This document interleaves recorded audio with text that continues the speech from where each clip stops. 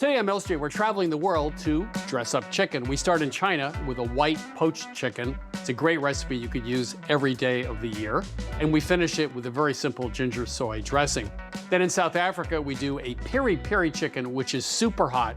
It will blow your head off if you're not careful. And it also looks great. And then we do a great potato chicken Traybake.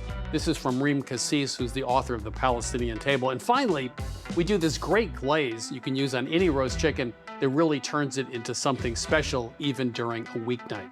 So please stay tuned as we love to dress up chicken. Funding for this series was provided by the following. Moe salmon comes ready to cook, ready to grill, ready to season, or pre-seasoned and ready to eat. And an assortment of flavors for an assortment of people.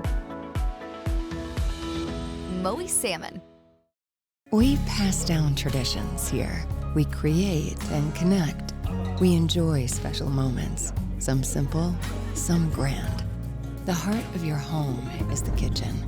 The heart of your kitchen is the galley.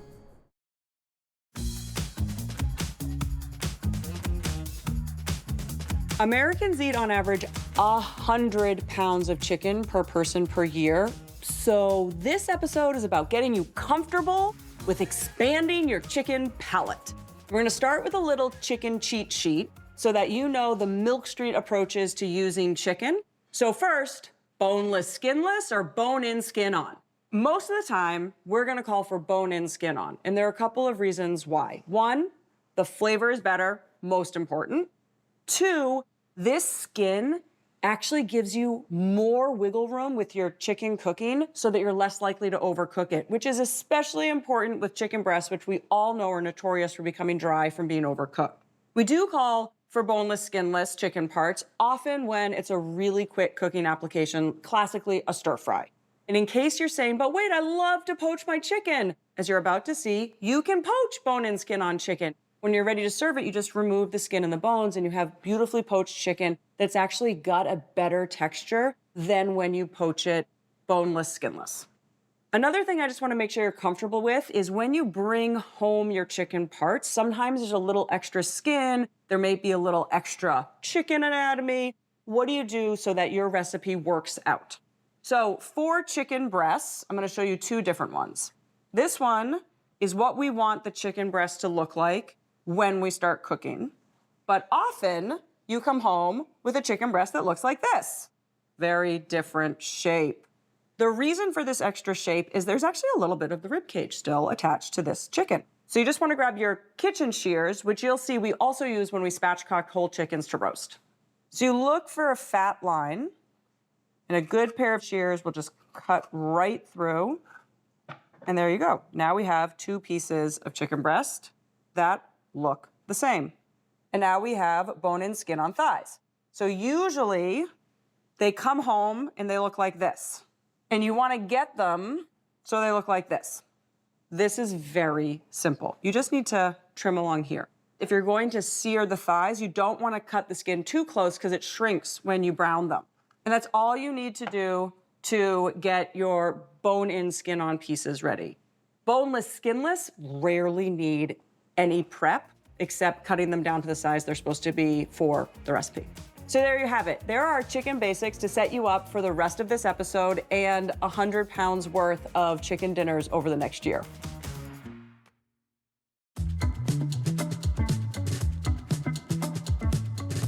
Here's the good news. If you give up this obsession with dark, crisp chicken skin, you can do all sorts of wonderful things with a chicken.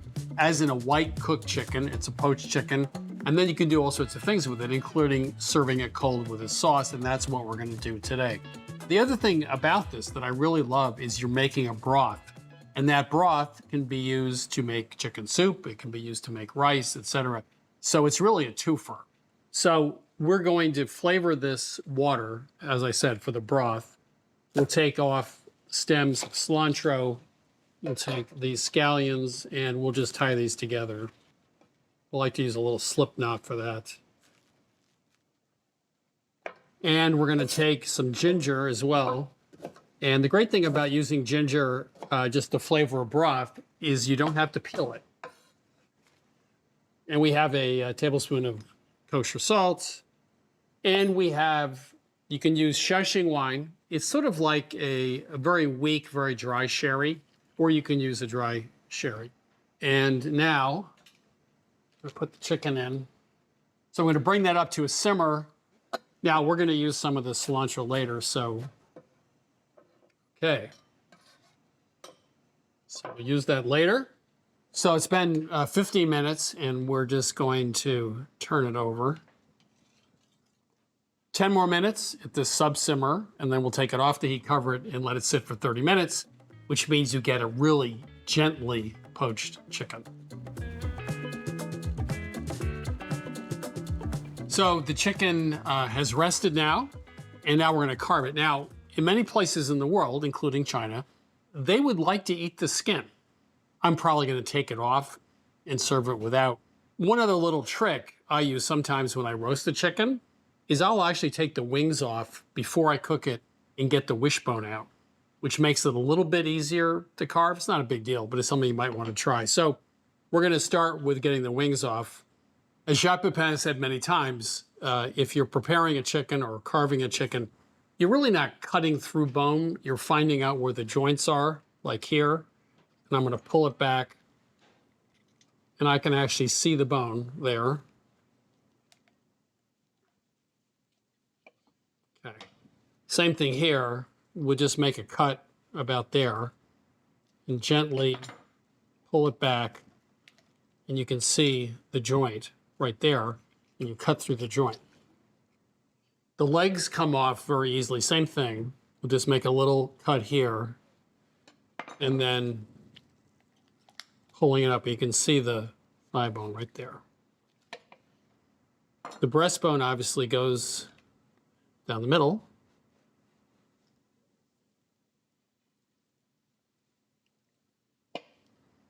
The knife goes down and then it follows the contour like that. So we'll start to go down, turn the knife. Same thing on this side. Okay. So I would definitely make a soup with this with the leftover broth. In fact, I saw someone once did a piece on taking 1 3 or 4 pound chicken and serving 12 people. So you can do an awful lot with one chicken. Same thing with the leg and the thigh. The joint is actually closer to the leg than you might think. So it should be about there. There we are. Perfect. So we're going to put together a really quick sauce. This is some of the stock, the liquid we use for poaching the chicken. Scallions, neutral vegetable oil, a lot of grated ginger, little sugar, soy sauce, toasted sesame oil, which has a very strong flavor, and a little vinegar as well. Let's put this over. Okay, I think we're good to go. So that is about as simple a chicken dish as you can make, a Chinese white cooked chicken. Sometimes they'll poach it using a lot of soy sauce in the water, which would not be white cooked. And as I said, you can serve this cold, you can serve it warm. And that sauce we just made, or some variation of that, you can use in hundreds of other dishes. Next time you want a really easy dish that you can obviously make ahead, and you relax your concerns about having crispy roasted skin. This is absolutely delicious, and the sauce goes on at the end, which makes it absolutely perfect anytime you want chicken supper.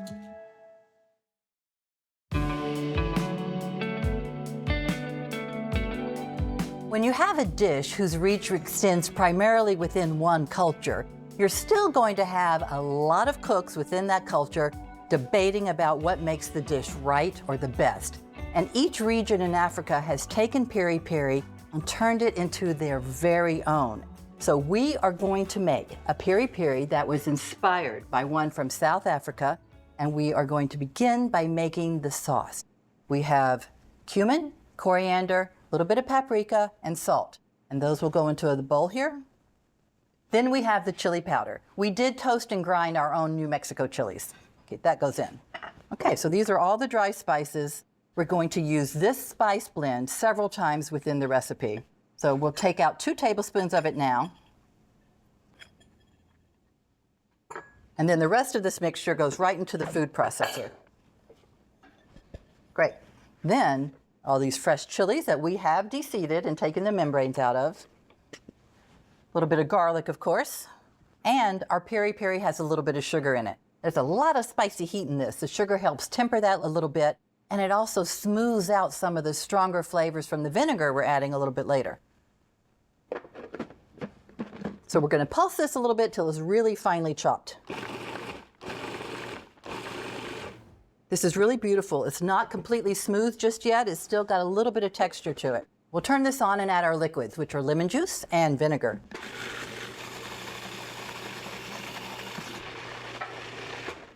We're going to reserve a little bit of the sauce because we're going to use it in 2 different places within the recipe. We'll take a 1/4 cup of it out now, and we will set this aside for later.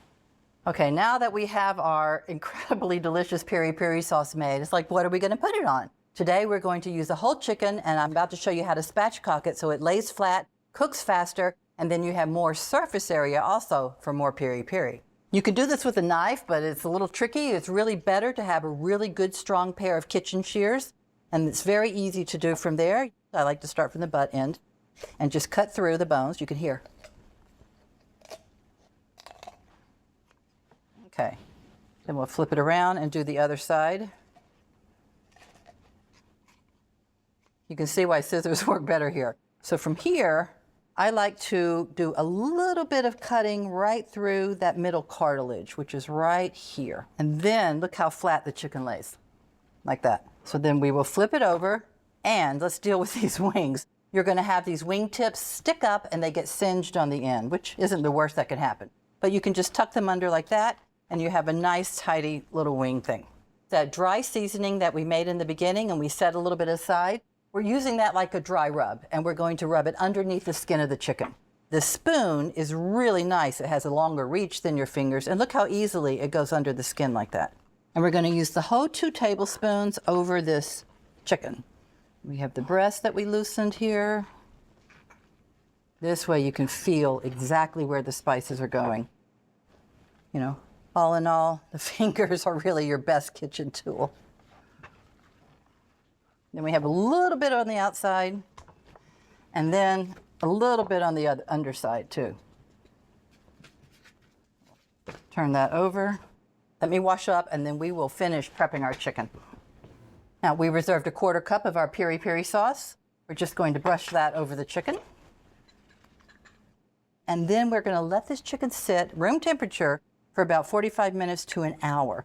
The chicken meat comes up to room temperature and it will cook through much more evenly, and it gives these flavors time to meld together, get a little bit into the chicken meat there, and just you have this happy marriage of a lot of things happening at once. What we'll do first is line a sheet pan with a little bit of aluminum foil because there's a lot of juices dripping off of that. And because of all those juices, we'll use a cup of kosher salt. Just spread it over this. That will help absorb the juices and prevent them from burning on the bottom of the pan. There we go. Then we need a wire rack so the chicken's not sitting in a bed of salt. We'll give this a little spray with some oil. Put this down and then transfer the chicken in its exact position there. There. Okay, the color's gorgeous, the shape is fantastic. So our oven is preheated to 425 degrees. The rack in the middle of the oven will cook the chicken for about 45 to 50 minutes or so, brush a little more sauce on the end, sort of that final basting sauce, and then it will go back in the oven for 15 minutes-ish until the thighs reach 175. That's the main thing. You want those thighs to be fully cooked before it comes out of the oven. So we have our chicken that has been out of the oven resting for about 10 minutes. Remember all that sauce we reserved out of the food processor? This is it right here. We have some chopped cilantro. Oh, man. Well, you just saw me at home, basically right here. This is what happens quite often. Okay. All right, we're going to stir this in. And we're going to use a little bit of this and baste it over the chicken one last time before we serve it. Now, if you're someone who just really doesn't like cilantro, and believe me, I know what that's like, you can always use parsley in place of cilantro right here. Okay, transfer this to the platter. There we go. Oh, quite gorgeous. So, carving, really, you could put this on the table and let people help themselves, and believe me, you're gonna have a lot of hands reaching into here. Or you could just cut the parts off separate and let people help themselves to the parts. I'm just gonna cut a little bit of this off here. Little sauce on the side. Peri peri is going to be like fireworks going off. Not just the heat, but the intense flavors from all those spices, plus the lemon juice and the vinegar that went into it, and that little bit of sugar. If you've never had peri peri, you are gonna be kind of blown away by this. Just like a dance, a whole entire opera, symphonic dance going on in your mouth. Milk Street's Piri Piri Chicken, from our kitchen to your table. You are gonna love this.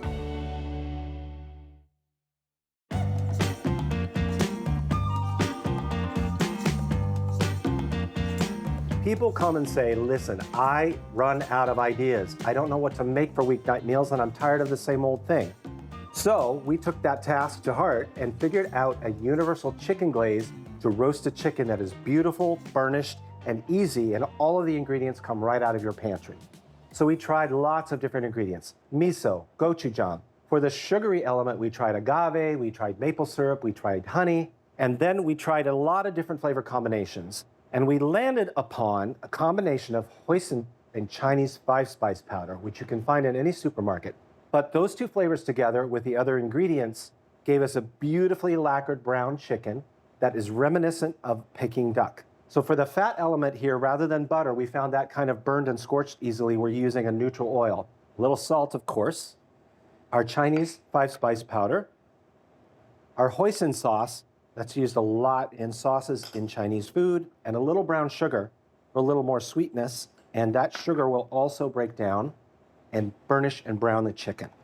Just coat it all over, tuck the wings under so that they don't burn, and have your oven preheated to 375. Now, one of the things I'm going to do here is also to truss the back legs. It evens up the cavity and the meat of the chicken so that it cooks a little more evenly. So this will roast undisturbed in the oven for about an hour and a quarter. You want to cook this until an instant read thermometer inserted in the thickest part of the thigh, which is down here underneath the leg, reads 175. Then you can pull it out, let it rest a few minutes, and dinner served. Ah, look at this beauty.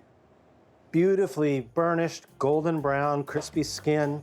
And this is so simple to make, just a few ingredients. Hoisin sauce, Chinese 5-spice powder, vegetable oil, brown sugar, and salt. That's it.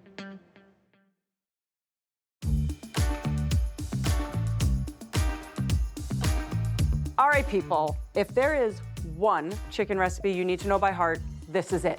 And here's why. It's also secretly a lesson on spices, a lesson on making a pan sauce, a lesson on browning, all of the things wrapped into one template that is easy, one sheet weeknight dinner. So this version of a chicken Traybake is based off a recipe we learned from Reem Cassis when we were visiting her in Galilee. It starts with 6 cinnamon sticks, 6 tablespoons of allspice berries, and then we have 3 tablespoons of coriander, a tablespoon of black pepper. That's our heat in this spice one. It's gonna give it a nice kick. And then we have 10 cloves and a ½ teaspoon of cumin seeds, 12 to 14 whole cardamom pods. And then on top of that, you want half of a nutmeg that you sort of crush up. And then this is blades of mace. So all of these spices go into a cold pan. You want to start in a cold pan because spices burn easily. So I like to start over medium, medium-low, and you want to stir them gently from time to time. You also want to smell them at the beginning because spices are already aromatic, and the cue is always toast until aromatic, which makes no sense because they already smell like something. I can't smell anything from up here, but once they're toasted, I will be able to smell them when I'm standing up. That's a really nice cue for when you know they're toasted. So our spices are now at room temperature. They're not warm at all. I don't have to worry about making paste. And now we're just gonna grind them all up in a spice grinder. So we grind this until it's a very fine powder with the cardamom seeds and the cinnamon pods. This isn't one that you want coarsely ground. You want it completely ground up. So we just need 2 tablespoons of this. I'm gonna go ahead and put them in a bowl. And the rest I can store in a jar, and you just wanna keep it out of light and out of heat. And it's good for your weekly Tuesday night dinner. So to this base, we're gonna add some pomegranate molasses, about 2 teaspoons. And then we're gonna add some olive oil and some salt. So you can see if you had made that spice blend last week to make dinner this week, you would have skipped right to this step. And it's such a simple marinade just with other pantry staples. Pomegranate molasses last forever, olive oil and salt. And to this, we're going to add in potatoes. You can vary this vegetable. Cauliflower is fantastic, sweet potatoes are good. We're also going to add in some chicken. So this is bone-in, skin-on, which is really important for a tray bake. You'll see in a second when we get to the garlic, but this allows us to make a delicious pan sauce completely hands-off. We're well coated. We still have some sauce at the bottom, but don't worry about that. We won't waste it. So what you want to do is put all of your potatoes and chicken on an ungreased, unlined sheet tray. So we're gonna keep the chicken towards the middle, and this is why I said it was so important to have bone-in, skin-on. We are gonna use the fat that comes off of the chicken to protect the garlic and baste it and roast it. And that's gonna be that last flavor layer in the pan sauce that we'll make at the end. Okay, so I have this little circle in the middle, and that's where I'm going to put 8 garlic cloves. All right, so this is ready to go into a 450-degree oven until the breasts register 160 and the thighs register 175. Okay, check out that browning. A really hot oven dries out the surface of the chicken and allows it to brown so thoroughly in not a ton of time. So we're gonna remove our chicken pieces to our platter. We get our potatoes out here. Another great cooking lesson is the sheet tray pan sauce that I've been talking about this whole time.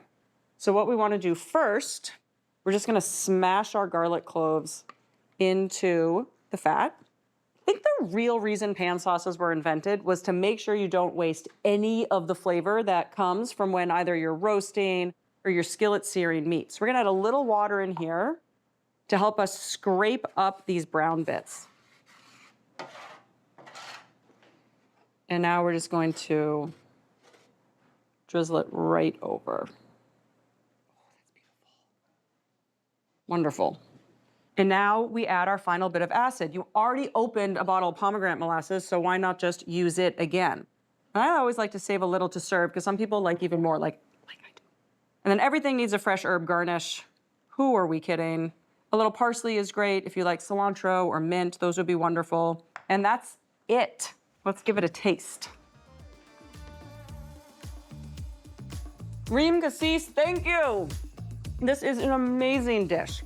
Just a few ingredients. They have a ton of high impact flavor, a simple template that you can customize. So for this recipe and all the recipes from this season, head on over to milkstreettv.com.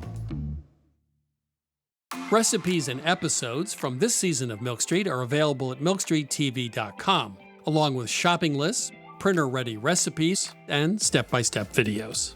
Access our content anytime to change the way you cook. The new Milk Street cookbook is now available and includes every recipe from our TV show. From cacio e pepe and skillet spanakopita to Brazilian-style carrot cake and Thai coconut soup, the Milk Street cookbook offers bolder, fresher, simpler recipes. Order your copy of the Milk Street Cookbook for $27, 40% less than the cover price. Call 855-MILK-177 or order online.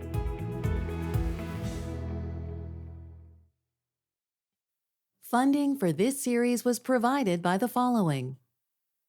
Moe salmon comes ready to cook, ready to grill, ready to season, or pre-seasoned, and ready to eat.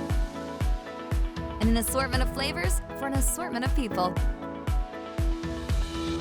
Moe salmon. We pass down traditions here. We create and connect. We enjoy special moments, some simple, some grand. The heart of your home is the kitchen. The heart of your kitchen is the galley.